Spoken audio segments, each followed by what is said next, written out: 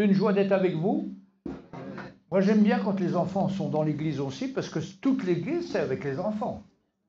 Et une partie de mon ministère, c'était de raconter des histoires, particulièrement aux enfants. Et donc, c'est une joie d'être avec les enfants et de leur raconter des histoires, parce qu'on peut les captiver. Mais quand je regarde mes statistiques de gens qui regardent mes histoires, c'est entre 24 et 25 ans qu'il y a le plus de monde. C'est déjà des grands enfants. Mais on est tous des enfants dans notre cœur.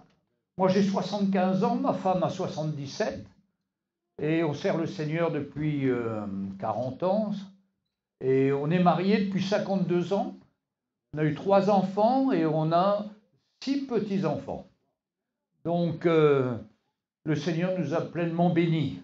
Ce n'a pas été sans épreuve, parce que je dis toujours que quand on est amoureux, quand on est fiancé, eh bien, à force d'être amoureux, on perd la vue, on devient aveugle. On croit qu'on a fait, qu'on est super d'abord nous, et puis notre conjoint, mais quand on se marie, on retrouve la vue. Mais pas la vue sur mon épouse d'abord, sur moi. Et là, j'ai vu combien j'étais égoïste, combien j'étais fier, plein d'orgueil, et que le Seigneur a dû travailler ma vie pour m'amener dans la réalité, d'abord du mariage, et puis la réalité aussi de l'Église. Et vous savez comment il fait le Seigneur quand vous commencez, que vous voulez le servir? La première chose, il vous montre que vous devez vous abaisser, vous humilier.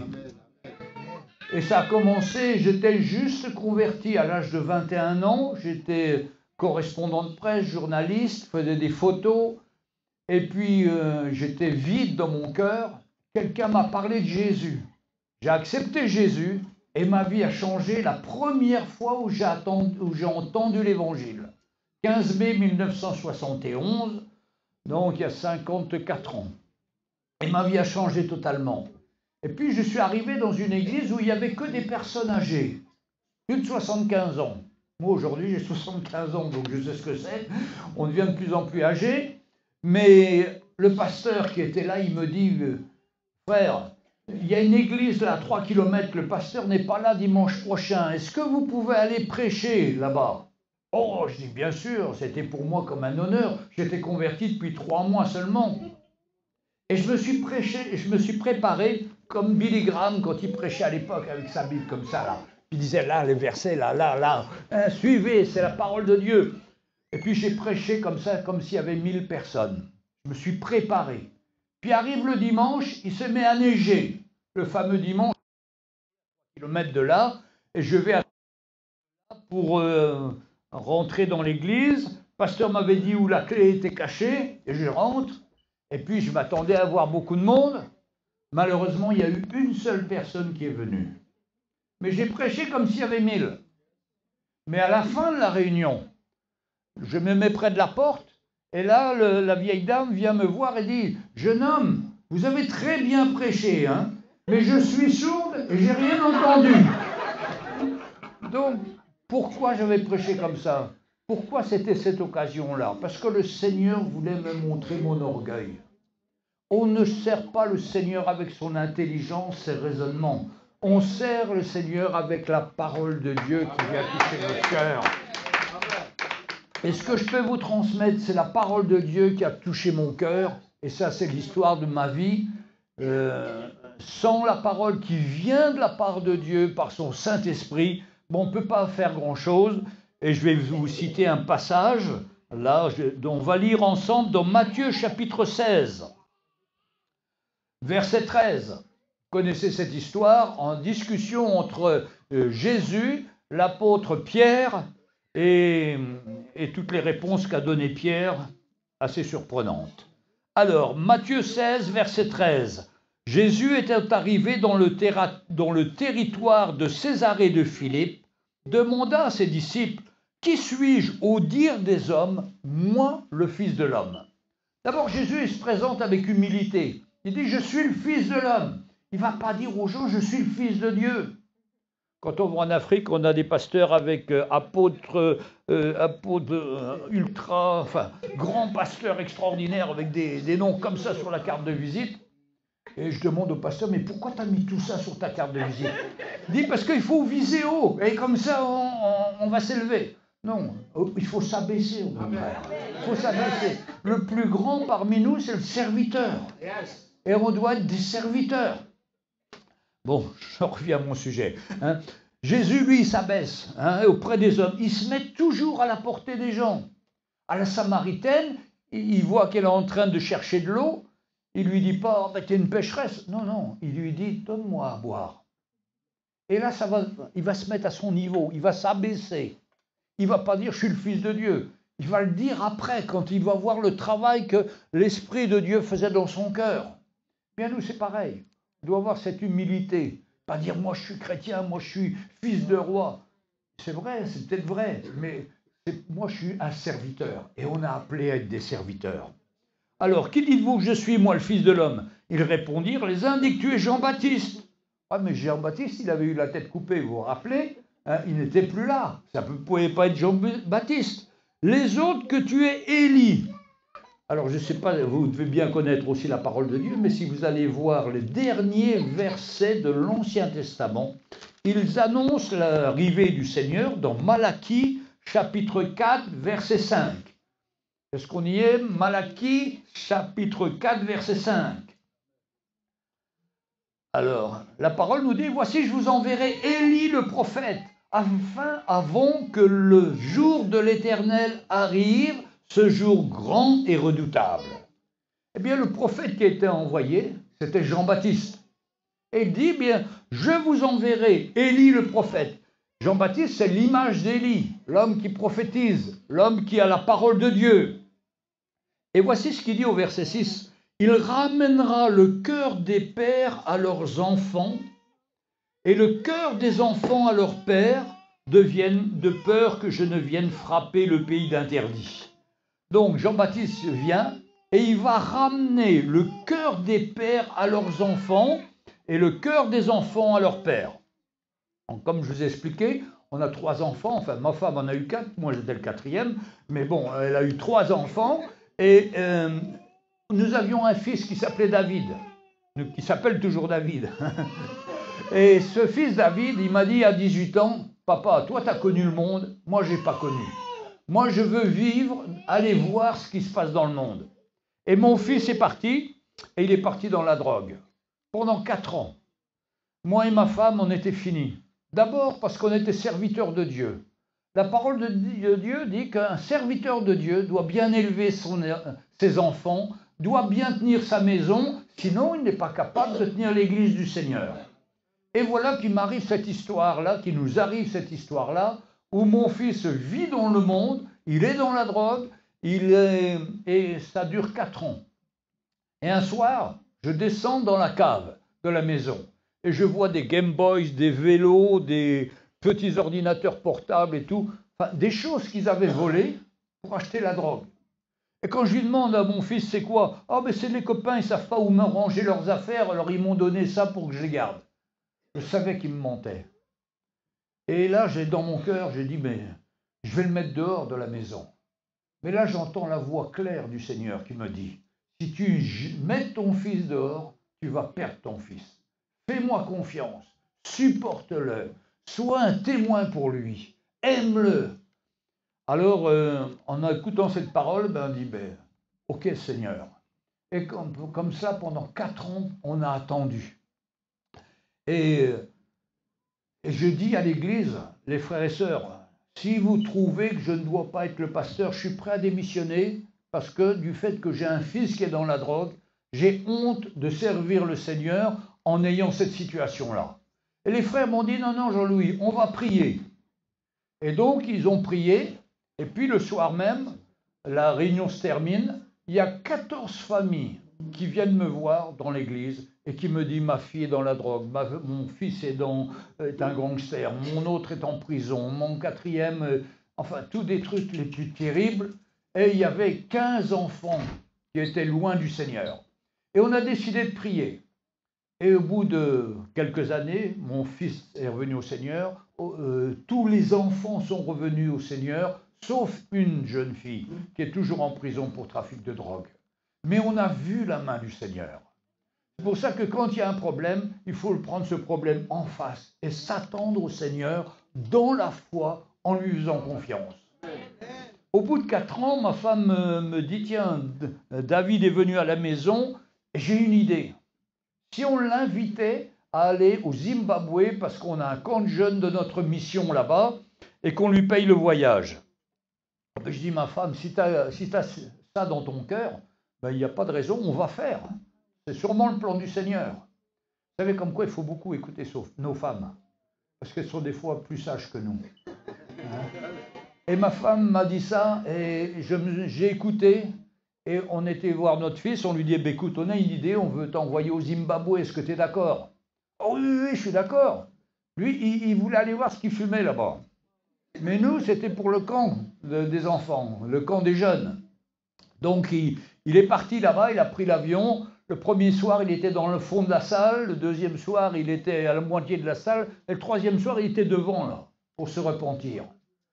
Et après, il prend son téléphone, il dit, papa, maman, j'ai de la drogue cachée dans la maison. Papa, maman, pardon, j'ai donné ma vie au Seigneur maintenant. Je veux débarrasser de tout ça. Papa, maman, j'ai de l'argent caché dans la maison. J'ai volé des choses, j'ai fait ci, j'ai fait ça. Et il confesse toute la journée, quasiment pendant des heures. Et à l'époque, il n'y avait pas Internet. Donc le téléphone coûtait cher, on a payé 1 500 € de téléphone, mais c'était salutaire, c'était bon, il n'y a pas de problème. Hein. Mais, et il nous dit, et il nous rappelle le lendemain, puis 3 jours après, il dit à ma femme, il faut mieux qu'on aille, ce sera plus facile que de payer le téléphone. Donc on est allé au Zimbabwe, et quand on est arrivé, on avait le responsable de la mission qui s'appelle Mickey Hardy, avec qui nous travaillons, il est de l'île Maurice, il est pasteur, et puis il est venu manger à notre table, et là notre fils nous dit, papa, je ne peux pas rentrer à Nanterre où on habite, je fais partie d'un gang, et si je ne veux plus vendre leur drogue, ils vont me tuer. Et le frère Mickey qui était là dit, qu'ils viennent habiter chez moi. Et c'est comme ça que mon fils habite à l'île Maurice depuis 20 ans maintenant, qu'il est marié là-bas, qui sert le Seigneur. Mais gloire au Seigneur, le Seigneur l'a libéré. Et je pourrais vous raconter beaucoup d'histoires comme ça, de frères et sœurs qui voulaient mettre leurs enfants dehors, mais qui ont entendu la voix du Seigneur qui disait, non, non, garde-les, fais-moi confiance, attends-toi à moi. Maintenant, si vous l'avez mis dehors, c'est toujours rattrapable. Parce que le cœur du Seigneur est toujours là pour les ramener. Vous voyez, il dit, il ramènera le cœur des pères à leurs enfants. Moi, j'aurais voulu que ce soit, il ramène le cœur des enfants à leur père en premier. Non, non, mais ça commence par le papa, mes frères et sœurs.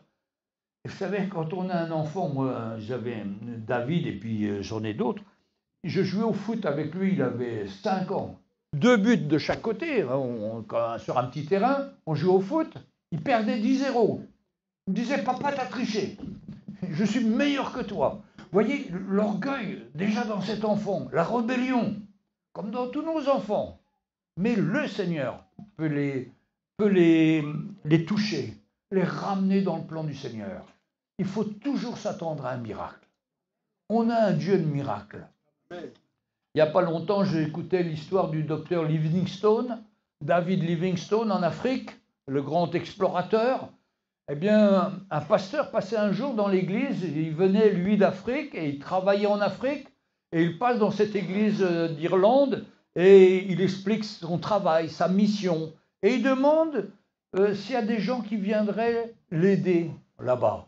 Mais dans l'église, il a plu, il a fait froid, c'était l'hiver, il n'y a que 12 personnes. Il y a un organiste et puis 11 personnes. Personne ne bouge. Il fait l'appel. Qui veut venir avec moi? Personne. Mais là, il y a un petit garçon. Il a 9 ans. Et il dit, moi, je veux y aller. Moi, je veux y aller. Ce garçon, c'est David Livingstone. Son père était l'organiste. Et le pasteur le fait venir et lui dit, écoute, mon garçon, si tu travailles bien à l'école, si tu fais des progrès, et que tu arrives à avoir ton diplôme de médecin, eh bien, tu viendras en Afrique et tu soigneras les corps et les âmes. C'est ce type de missionnaire que nous avons besoin. Et ses parents l'ont aidé, l'ont encouragé à toujours persévérer et à continuer à apprendre. Puis à 29 ans, il est devenu médecin. Et à 29 ans, il est parti donc en Afrique sur les postes missionnaires. Et là où il était, il avait dans un endroit où il y avait des tribus très agressives, dont particulièrement une tribu qui tuait les Blancs et qui les mangeait. Donc, bon, je ne connais pas tout le détail, mais je peux vous dire que c'était sérieux. Et cette tribu va voir David Livingstone en lui disant « On n'est pas d'accord avec ta mission, nous, on va te tuer la semaine prochaine. Je vais venir avec mes guerriers, on va te tuer. » Et David Livingstone était avec 4 personnes, des infirmières, des gens qui l'aidaient, 4 personnes, ils étaient chrétiens, ils n'avaient pas d'armes, ils n'avaient rien. Alors ils se sont dit, on va demander au Seigneur sa protection. Et David Livingstone a écrit dans son livre de tous les jours, son livre de pensée, mercredi prochain, ils vont venir nous attaquer. Seigneur, on n'a pas de force, mais on compte sur toi, Seigneur. On s'attend à toi.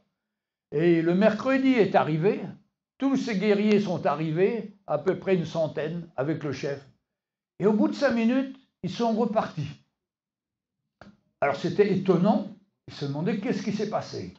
Eh bien voilà que quelques mois après, le chef des guerriers se convertit avec une grande partie de son armée, et David Livingstone va le visiter, lui parle du Seigneur, il accepte le Seigneur.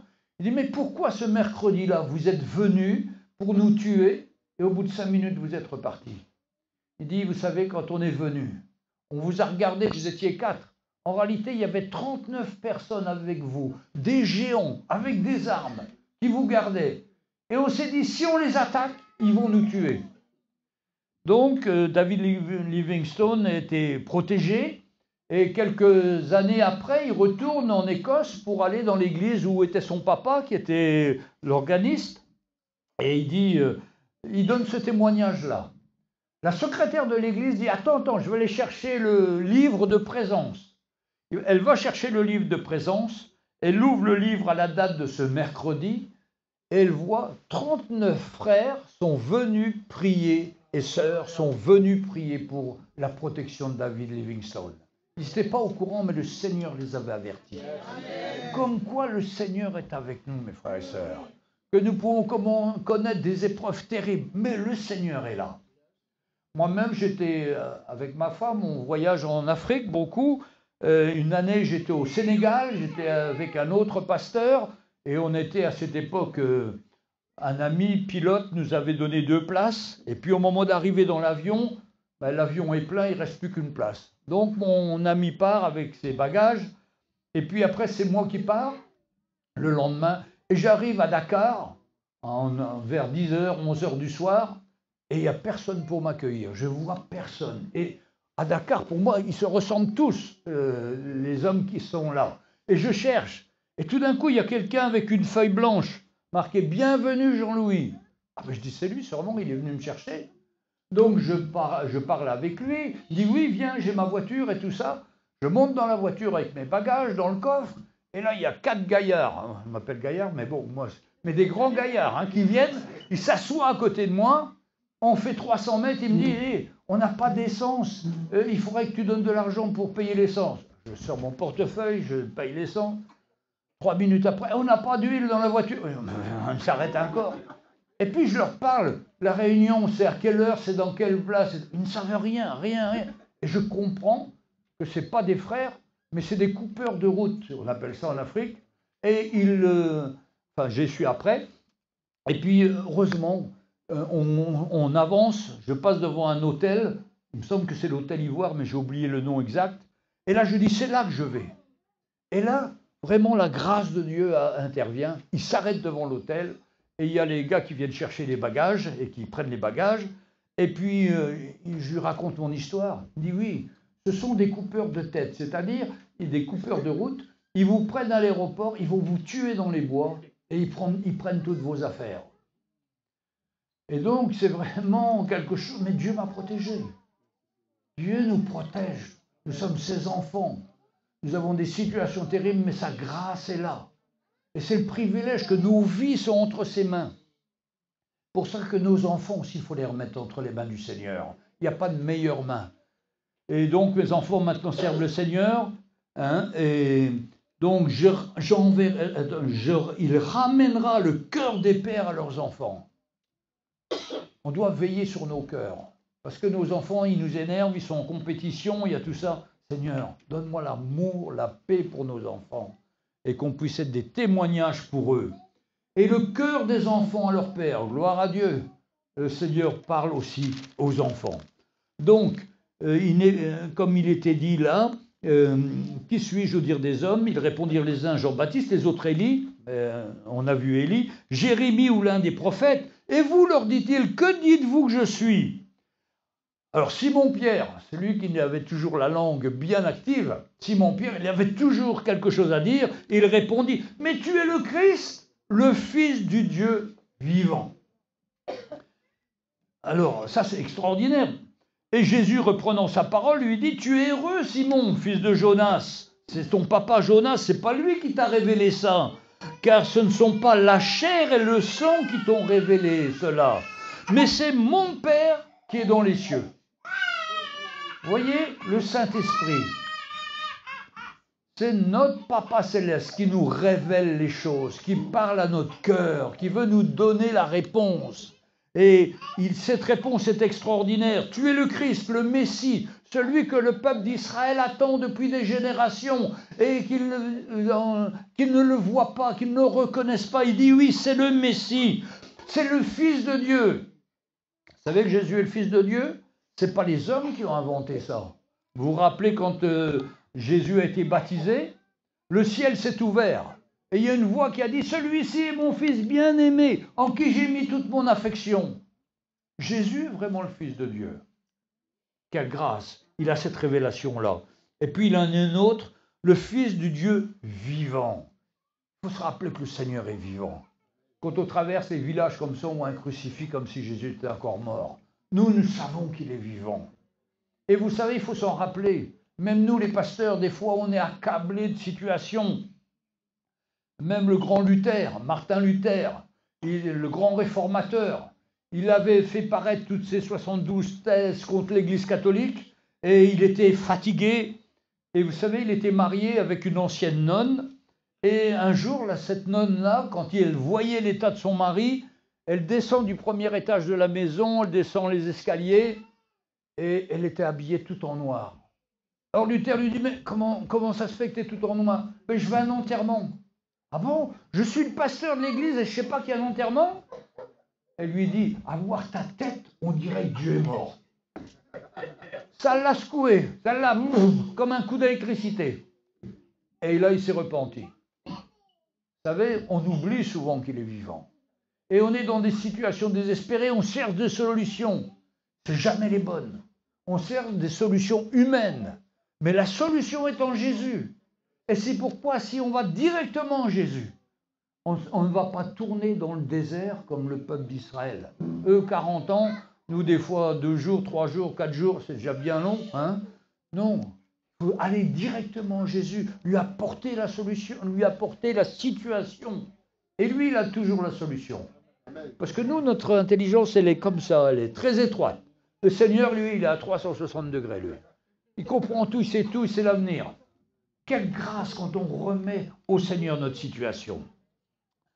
Alors, et moi je te dis, tu es Pierre, tu es le roc, tu es un caillou, Pierre.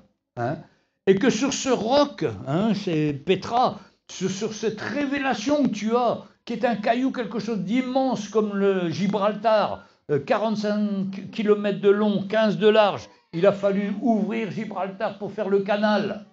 C'est grâce à la dynamite qu'ils ont pu le faire. Eh bien, sur ce roc-là, sur cette révélation, pas sur l'apôtre Pierre, mais sur la révélation qu'il a eue, c'est-à-dire que tu es le Christ, le Fils du Dieu vivant, c'est là-dessus qu'est basée notre Église. Et si on est là, c'est parce qu'on se tient sur cette révélation. Jésus est vivant. Mes situations désespérées, Seigneur, je te les remets. J'arrête d'y penser, j'arrête de trouver des solutions. mais je marche par la foi en faisant confiance au Seigneur.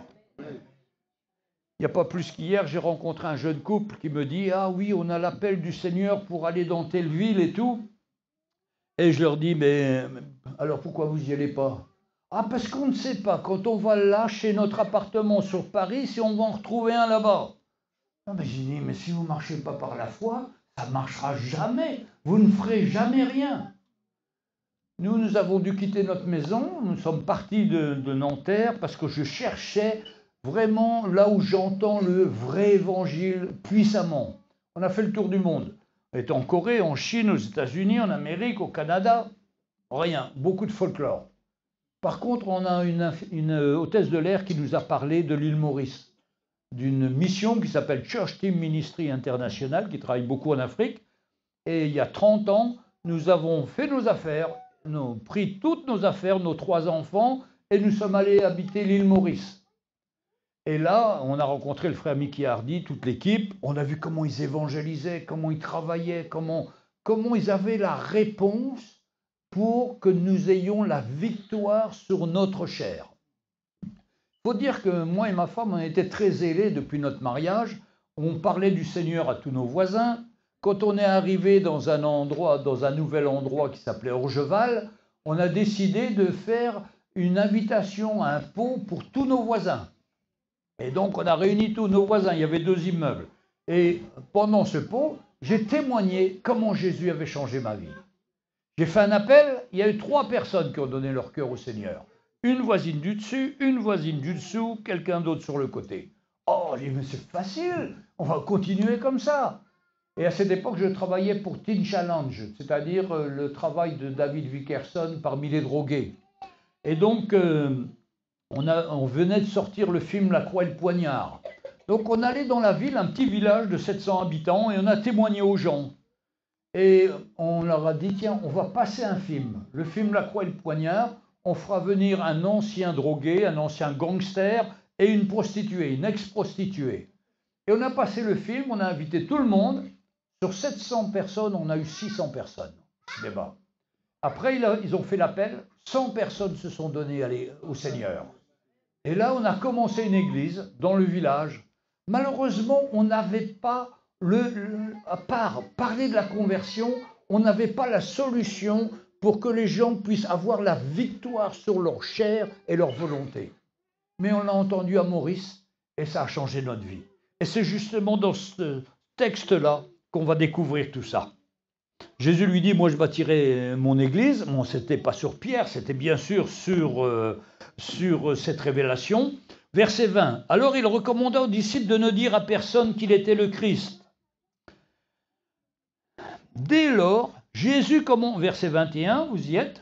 Dès lors, Jésus commença à faire connaître à ses disciples qu'il fallait qu'il aille à Jérusalem, qu'il souffre beaucoup de la part des anciens, des principaux sacrificateurs et des scribes, qu'il soit mis à mort et qu'il ressuscite le 3e jour. Jésus explique à ses disciples qui ont compris dans l'esprit qu'il était le Christ, le Fils du Dieu vivant, il veut le Seigneur lui révéler ce qui va se passer. Comme quoi, ce n'est pas un incident qu'il a eu, Jésus. Il savait exactement le plan pour lequel il était venu, quel était le plan de Dieu pour lui. Alors il explique ça à ses disciples, et voilà la réponse de Pierre, verset 22. Pierre, l'ayant pris à part, se mit à le reprendre et lui dit « À Dieu ne plaise, Seigneur, cela ne t'arrivera pas. » Pierre est en train de dire à Jésus « Tu n'as pas besoin de mourir, tu n'as pas besoin d'aller à la croix. » Exactement comme dans Matthieu 4, quand Jésus a la tentation dans le désert, et Satan lui dit « Mais si tu m'adores, je te donne toutes ces villes-là. Il n'y a pas besoin que tu ailles à la croix. » Et Jésus lui dit « Arrière de moi, Satan. » Et il va dire à Pierre la même chose. Parce que Pierre parle non pas par l'esprit, mais par la chair, et il dit à Jésus « Non, non, ça ne t'arrivera pas, je te défendrai. » On sait tous qui s'est sauvé au moment de la crucifixion. Hein. Nous, des fois, on a des bonnes intentions, mais ça ne va pas loin. Dès qu'il y a un peu de persécution, que ça chauffe, on s'éloigne. Mais il ne faut pas qu'on soit comme ça. Et pour ne pas être comme ça, la réponse va nous être donnée. Alors, arrière de moi, Satan, tu mets en scandale car tes pensées ne sont pas les pensées de Dieu, mais celles des hommes. Alors Pierre, qui avait été extraordinaire pour dire que tu es le Christ, et vraiment, Jésus est surpris, il le félicite. 5 minutes après, il dit le contraire. Il parle comme Satan. Vous savez, les chrétiens, on a eu souvent des chrétiens haut et bas, haut et bas, haut et bas, haut et bas. Mais ce n'est pas à ça que nous sommes appelés. Nous devons rester en haut avec le Seigneur, le servir de tout notre cœur, se laisser inspirer par lui. Et comme je suis pasteur dans une grande église à Paris, enfin, il y a du monde, et il y a toujours quelqu'un qui vient me voir. Pasteur, j'ai un problème, qu'est-ce que je dois faire? Dis-moi, je ne te réponds pas ce que tu dois faire, c'est le Seigneur qui va te répondre. Si je te dis quelque chose, tu vas perdre ton temps. Mais cherche le plan et la volonté du Seigneur. Exactement comme Pierre a reçu par le Saint-Esprit. Et Dieu va te dire, il va te dire ce qu'il faut faire. Et vous voyez, on voit beaucoup de gens qui ont des grandes visions, mais qui n'ont rien fait en réalité. Parce qu'il faut obéir aux petites choses. Et quand on obéit aux petites choses, Dieu nous donne les grandes. Le jour où j'ai commencé mes histoires, moi, j'ai commencé à raconter l'histoire sur Internet, sur YouTube. Et puis le soir, moi et ma femme, on se dit, tiens, on va aller voir combien on a eu de vues. Alors on va sur YouTube, on regarde 2 vues. Je demande à ma femme, t'as été voir? Oui, elle était voir, ça faisait déjà une. Eh bien, la deuxième, c'était moi. Là, dernièrement, on a passé le témoignage de notre fils David, qui s'est converti, comme je vous ai raconté. Il y a eu 1 million de vues sur Facebook, et YouTube et toutes les chaînes. 1 million de vues. Mais on a commencé par 2 vues. On a commencé en 2007, on est en 2025, ça fait 18 ans qu'on a commencé. Et on a produit 450 cassettes, 450 vidéos du moins. Puis j'ai des émissions de radio sur 3 ans, là j'ai 1500 émissions, et les gens me disent, mais tu as combien d'histoires? D'histoires, j'en ai 30 000. Hein, mais j'en ai travaillé qu'à peu près 2000. Parce que c'est dur, c'est beaucoup d'argent aussi, beaucoup de travail, mais ça touche les cœurs. Pourquoi les histoires me passionnent? Parce que dans l'histoire, il y a souvent la réponse de Dieu à des situations. Par exemple, j'ai l'histoire d'un... Bon, un jour, je vais prêcher l'évangile, comme je fais, je rentre à 4 heures du matin. Il y a un voleur qui est chez moi. Alors, à cette époque, on avait la maison et on avait une menuiserie. Et dans le jardin, on avait des planches de coffrage, des grandes planches pour faire des coffrages. Donc, on les découpe et c'était notre travail aussi. Et puis, je vois arrêter devant ma maison une voiture et une remorque attachée derrière et 4 hommes qui sont en train de prendre les planches et de les mettre dans la remorque.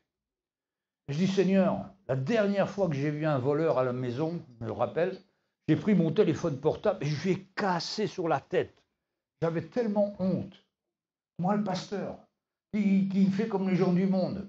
Et je retrouve mon téléphone cassé et le voleur s'était envolé en passant au-dessus d'un mur. Et je dis, Seigneur, il ne faut pas que je réagisse pareil. Seigneur, donne-moi ton cœur pour ces hommes. Et là, je vois ces hommes et le Seigneur me dit, va les aider. Seigneur, c'est mes planches. Non, va les aider.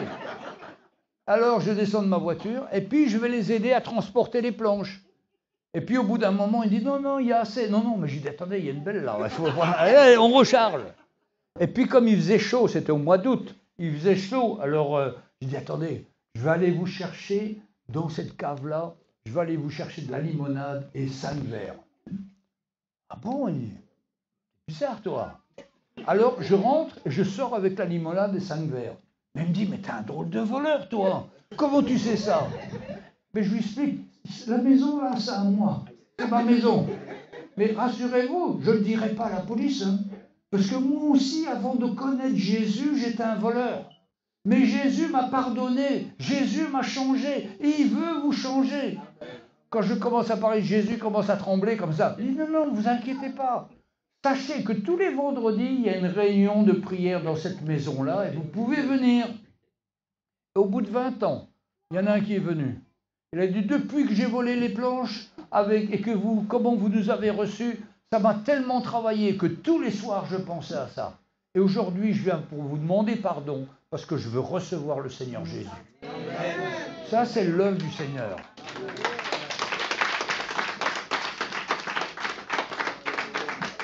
Très souvent, on voudrait semer et récolter. Mais on sème. Vous avez vu les agriculteurs, là, ils ont semé, là. Il a fait 15 jours beau, là. Ah, ben, les colzas sont sortis, ils sont en fleurs, c'est extraordinaire. Mais entre la semence de l'année dernière, du mois d'octobre-novembre, ils ont mis 4 mois, 5 mois, 6 mois. C'est comme ça. Nous, on croit qu'on va semer, puis que ça va venir tout de suite. Des fois, ça arrive, mais c'est rare. En général, il faut du temps, il faut du temps. Et dans le village d'Orgeval, même le curé s'est converti. Et il n'était pas d'accord au début. Il était opposé avec nous. Il s'opposait. Et puis un jour, je vois l'église, elle est fondue comme ça. Il y a une fente dans le mur. Je vais voir monsieur le curé et dit, votre église, là, elle va tomber hein, si vous ne faites rien tout. Il est en colère après moi. Je dis, vous n'êtes pas sur le bon fondement. Le bon fondement, c'est Jésus-Christ. Il était en colère après moi. Et puis, pendant 10 ans, je n'en entends pas parler. Et puis, dernièrement, il y a une dame qui vient me voir en me disant, hey Jean-Louis, le prêtre, un tel là d'Orgeval, il est dans une maison de repos en Normandie. Il m'a dit, dis à Jean-Louis Gaillard que j'ai trouvé Jésus-Christ. Ça, c'est la grâce du Seigneur. Donc, c'est le temps, quand c'est le temps du Seigneur. Alors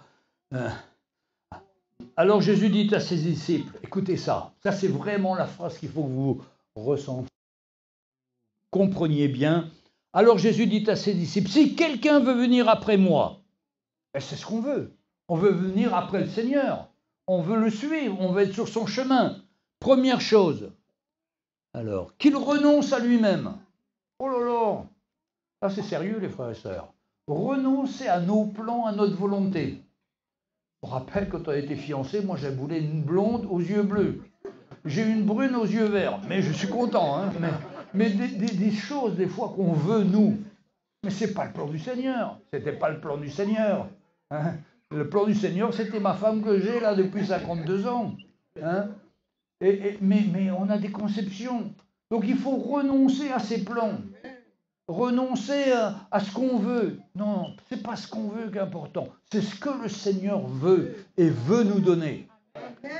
Déjà, savoir se contenter de ce qu'on a. Ah, je vois beaucoup de gens qui sont toujours insatisfaits. Alors, je ne sais pas, sûrement c'est les Français comme moi, parce que les Français, on est très ronchonneurs. On n'est jamais satisfaits. Mais quand on voit tout ce que le Seigneur nous a donné, on ne peut que rendre gloire au Seigneur. Mais attention, souvent on regarde ce qui nous manque. Mais ce n'est pas ce qui nous manque qui nous rendra heureux. Ce qui nous rend heureux, c'est ce qu'on a. C'est ce que le Seigneur nous a donné. Tout est grâce du Seigneur. Oh, merci Seigneur, je ne veux pas d'autre chose. Je veux renoncer à moi-même, à mes plans, à ce que je veux faire. Renoncer, comme ce couple qui voulait aller dans cette ville, et puis avant qui voulait aller à La Réunion, puis qui voulait aller dans une autre ville, un autre pays. Non, mes frères et sœurs, il faut commencer par obéir. Chercher le plan du Seigneur. Ce n'est pas ce que je veux qu'on fait. C'est ce que le Seigneur veut. Et même si c'est difficile, la grâce du Seigneur sera toujours là. Mais il faut renoncer. Pas facile de renoncer. Enfin, moi, je sais que c'est pas facile. C'était difficile dans des situations. Il n'y a pas longtemps, on est reparti 2 ans vivre à l'île Maurice. On a quitté la France, on a quitté avec toutes nos affaires, on a pris un conteneur 20 mètres cubes, on est parti là-bas. Et là-bas, au bout d'un an et demi, catastrophe en France, nos affaires ne marchent plus, la mairie nous prend de l'argent, les impôts nous prennent de l'argent injustifié, enfin plein de problèmes. On a dû revenir. On était parti avec 20 mètres cubes, 3 tonnes et demie, on est revenu avec 8 valises. Mais c'est comme ça, on a été dépouillés. Mais le Seigneur nous dit qu'il faut nous dépouiller.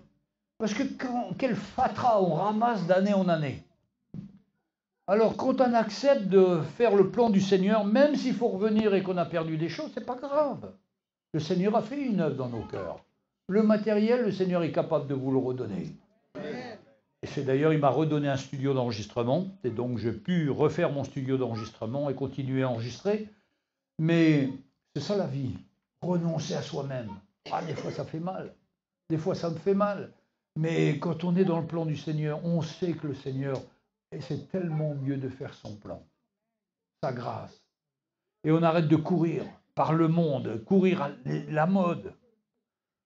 Alors moi, je ne suis pas la mode, mais j'ai mis des bretelles. Mais c'est pour une question pratique.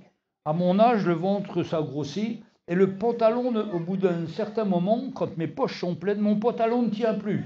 Et dernièrement, j'ai prêché dans l'église, j'étais obligé de tenir mon pantalon en arrière, tenir le micro, comme ça. Ah, j'ai dit non, c'est trop dur, c'est trop dur. Je suis venu aux bretelles maintenant, comme mon grand-père. Eh ben, je suis content. Donc, si quelqu'un veut venir après moi, qu'il renonce à lui-même, qu'il renonce à ce qu'il veut faire lui. Seigneur, je suis à ta disposition, comme David Livingstone. Seigneur, j'ai 9 ans, ou j'ai 5 ans, ou j'ai 10 ans, je veux te suivre, je veux rentrer dans ton plan. Vous vous rappelez l'histoire de Banquet, Reinhard Banquet. Il est dans une église pentecôtiste comme la vôtre, une petite église. Quelqu'un est devant lui, une dame, elle se retourne, elle dit, je vois ce jeune garçon en train de prêcher à des millions de personnes en Afrique. Et il aura un grand succès. C'est l'appel de Dieu pour lui. Il avait 9 ans. Il a été aussi à l'école biblique. Il s'est formé. Et il a eu un ministère extraordinaire. Il a parlé à plus de 28 millions de personnes. Et on pense qu'il a amené au moins 1 million de personnes à Christ. Vous savez, quand on obéit au plan du Seigneur, on a une vie extraordinaire. Parce que le Seigneur est avec nous. Et on voit l'œuvre de Christ se faire d'une façon extraordinaire. Alors, après, qu'il renonce à lui-même, qu'il se charge de sa croix. On a tous des croix à porter. Il ne faut pas croire que la vie est facile. La vie est difficile. Quand ce n'est pas les enfants qui font des bêtises, c'est mes parents. Ma mère a 96 ans, elle ne veut pas du Seigneur. Je lui parle toujours du Seigneur, mais elle me dit non, non, mon fils est là-dedans, ça suffit. Et ma mère, elle a un caractère extraordinaire. Mon papa m'a persécuté 52 ans. Mon papa était un grand ingénieur qui avait beaucoup de brevets et il était très fier de lui. Et quand il a appris, au départ je suis onologue, analyse dégustation des vins en Champagne, mais j'étais devenu addict à l'alcool.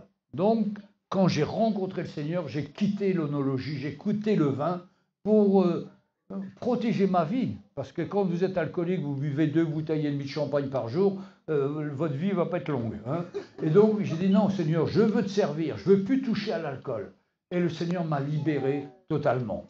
Et mon papa qui était ingénieur, il me dit mais on a payé des études, on a fait tout pour toi. Oui mais papa, c'est comme ça, le plan du Seigneur, le Seigneur veut me protéger. Et il se moquait de moi, mon papa, quand il y avait du monde à la maison. Il disait ah, regardez mon fils, il a le métier le plus facile du monde.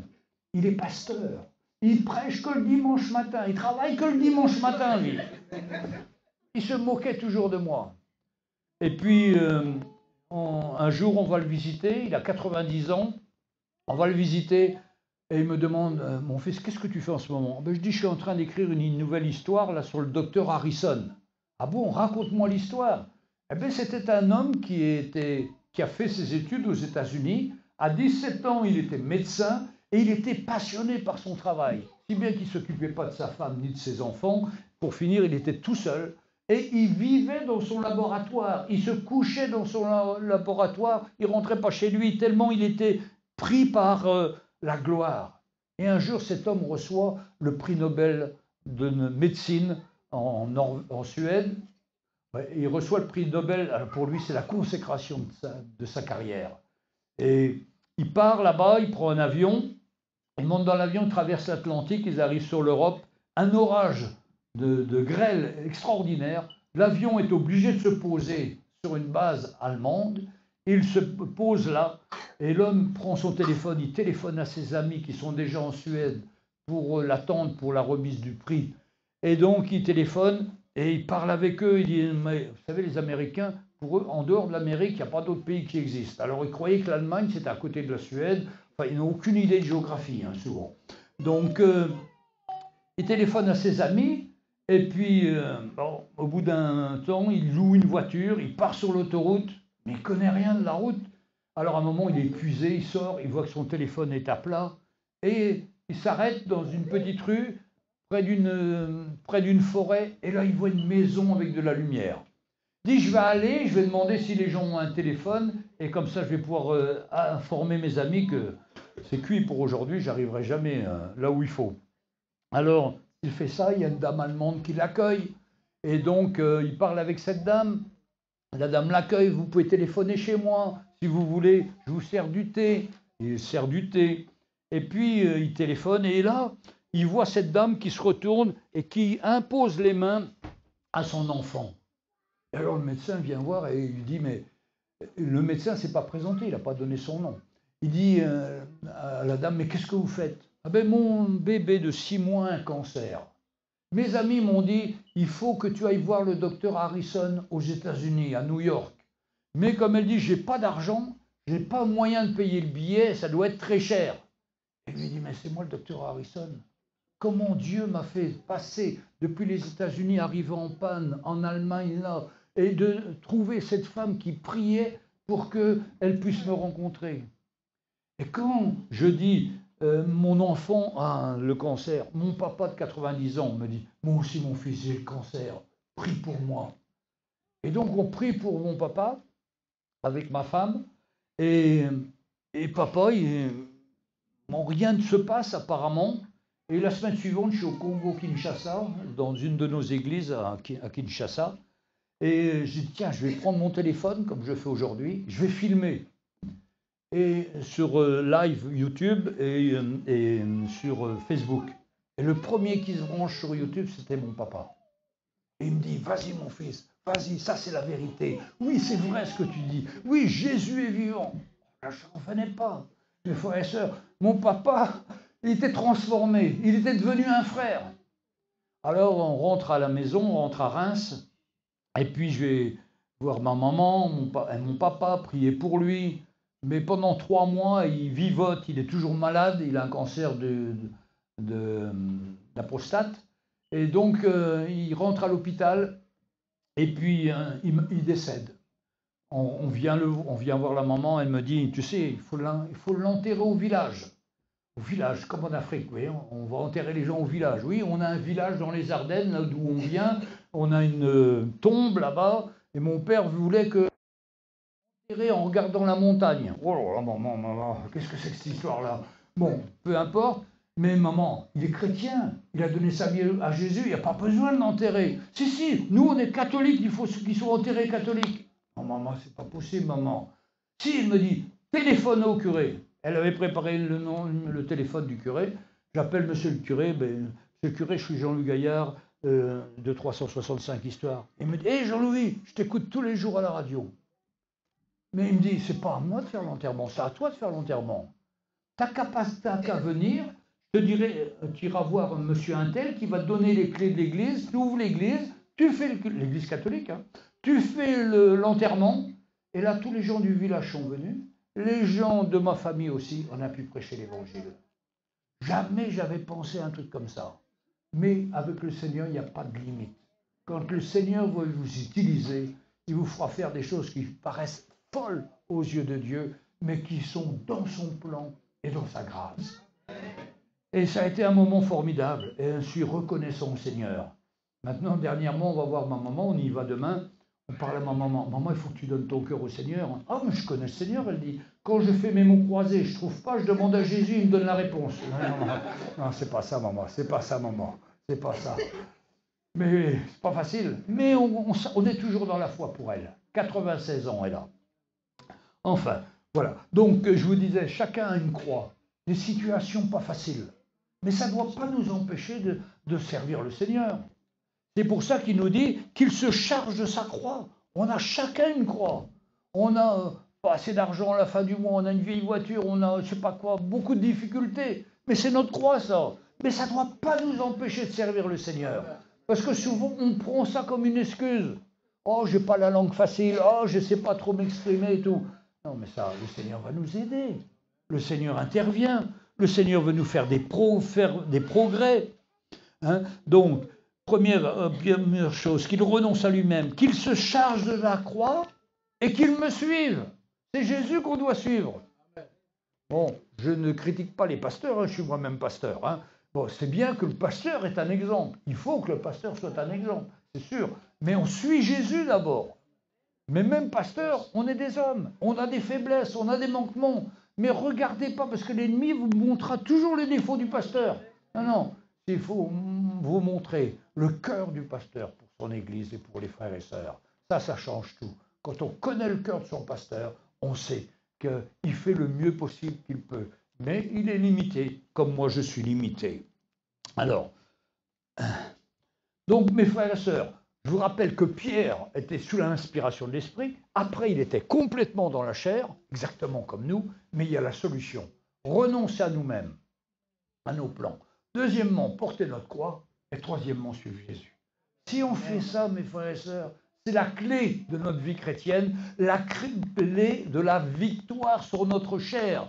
Parce que notre chair, elle dira toujours, tiens, achète une plus grosse voiture, comme ça tu seras encore plus considéré. Achète une plus grosse maison. Mais non, mais c'est le monde ça, c'est la pensée du monde. La pensée du Seigneur, il t'a donné quelque chose, rends gloire à Dieu pour ce que tu as. Même si c'est une cabane, mais dans cette cabane-là, quand tu rentres le soir, tu retrouves ta femme en paix, tu retrouves tes enfants qui aiment Jésus.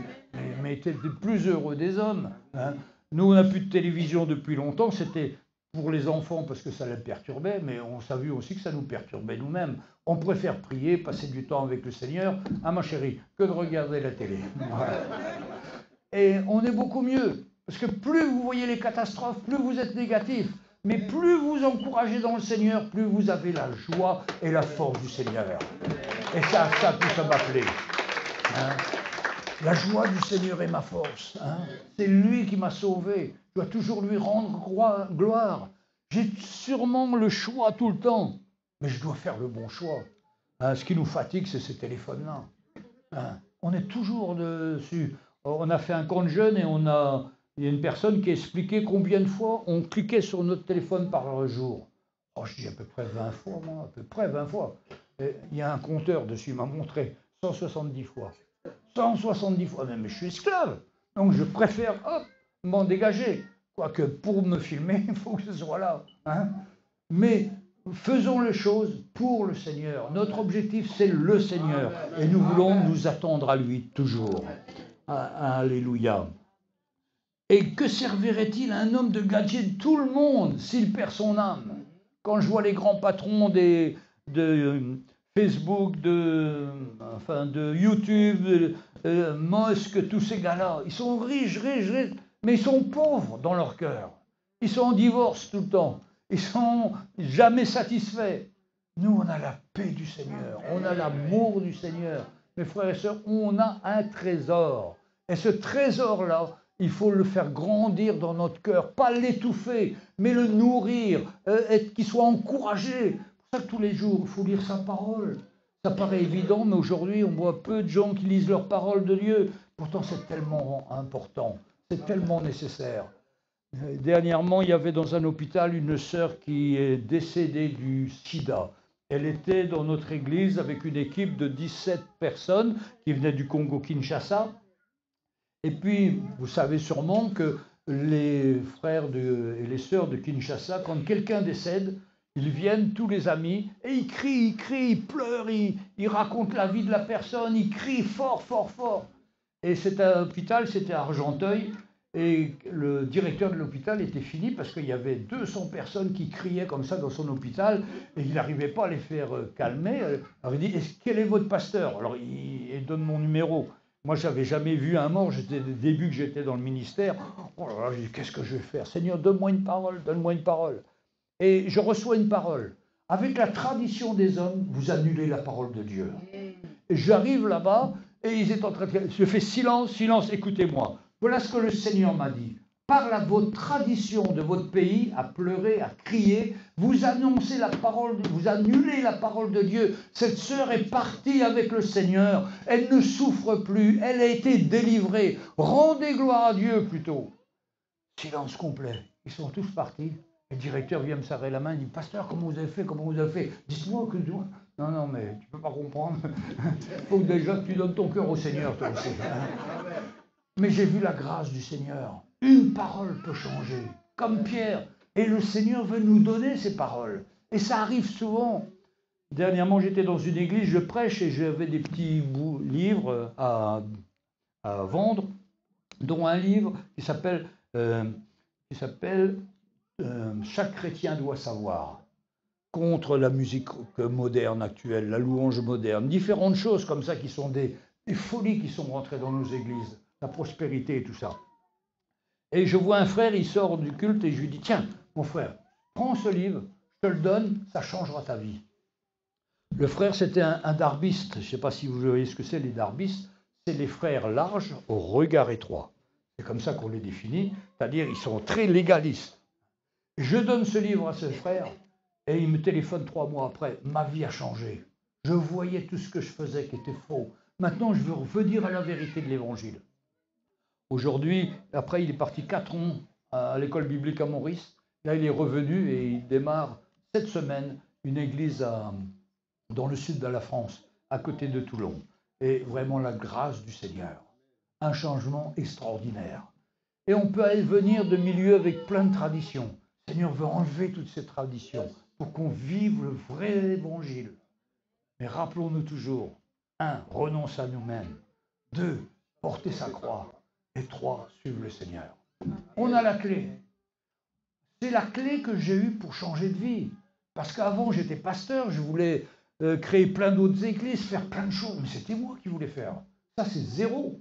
Il faut que ce soit le Seigneur qui vous le montre. Eh bien, je dis, quand le Seigneur vous montre, vous êtes appelés à être des serviteurs, au service des uns et des autres. Et ma femme a bien compris ça parce que de temps en temps, elle fait des quiches pour aller donner à tous les gens qu'on connaît autour de chez nous. Et vous savez, un jour, on fait le culte, enfin, tous les dimanches, on fait le culte, à 10h à Nanterre. Et puis, il y a une voisine qui traverse la rue. Elle dit, oui, arrêtez tout le bruit que vous faites, là, vous faites la louange, là, tous les dimanches à 10h. Mais ma fille, elle rentre de boîte de nuit à 4h du matin et vous la dérangez, vous la réveillez. Ah, c'est le monde à l'envers, hein, mais c'est comme ça, ce monde-là. Et alors on dit, qu'est-ce qu'on fait? On essaye de lui parler, elle est encore plus énervée.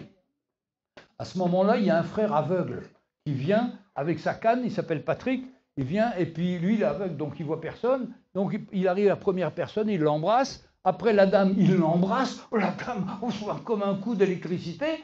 Et puis elle est devenue toute douce, toute gentille. Et elle s'est calmée. Et après, elle me demandait, moi, le pasteur, d'aller l'aider pour quand son mari tombait par terre. Un aveugle, sans dire un mot, parce qu'il a manifesté l'amour du Seigneur. Cette femme a été touchée. Frères et sœurs, on a de la dynamite. On a l'amour du Seigneur en nous. Et le Seigneur veut changer les situations. Soyez prêts à être utilisés par le Seigneur. Quand il y a une idée comme ça qui vous vient d'aller embrasser telle personne, n'hésitez pas, faites-le. Bien sûr, les femmes et les n'ont pas tout, hein, mais c'est un cœur qui se manifeste. Et ma femme, elle est comme ça, elle a un cœur extraordinaire. Je suis reconnaissant au Seigneur. C'est le complément de moi. Moi, je prêche, elle va embrasser les gens, les encourager. On est complémentaires. Ah, ma chérie. Voilà. Mes frères et sœurs, je vous ai dit la vérité. Hein. Rappelez-vous toujours, renoncer à soi-même, prendre sa croix, suivre le Seigneur. Si vous faites ça, votre vie va changer. La grâce de Dieu va se manifester. Et le Seigneur va vous aider. C'est simple, l'évangile. C'est nous qui avons trop compliqué. C'est simple. Que le Seigneur vous fortifie. On va se lever, on va prier le Seigneur ensemble. Alléluia, mes frères et sœurs. Vous m'avez écouté ce matin? Ça a parlé à votre cœur? Amen. Amen. Si vous avez besoin qu'on prie pour vous, on peut prier pour vous ce matin. Hein? Si vous sentez que vous voulez répondre à l'appel du Seigneur.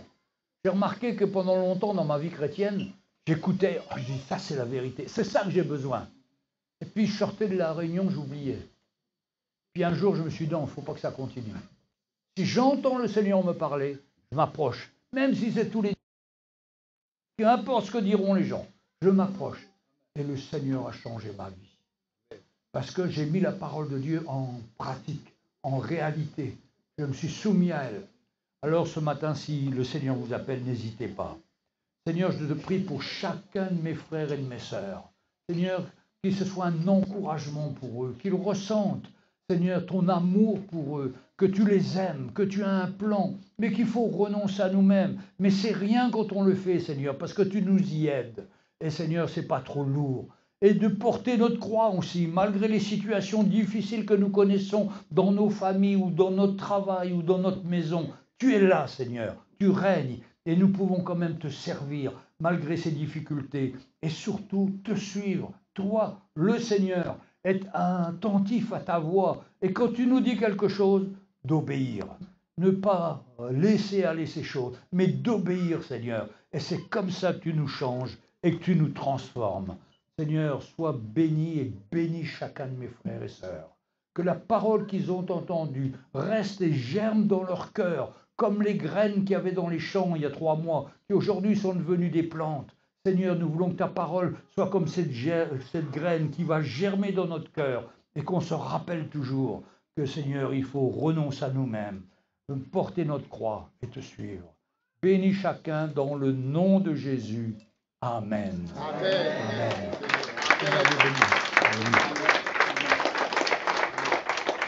Merci mon frère. Seigneur te bénisse. Content de te connaître. À travailler. Amen.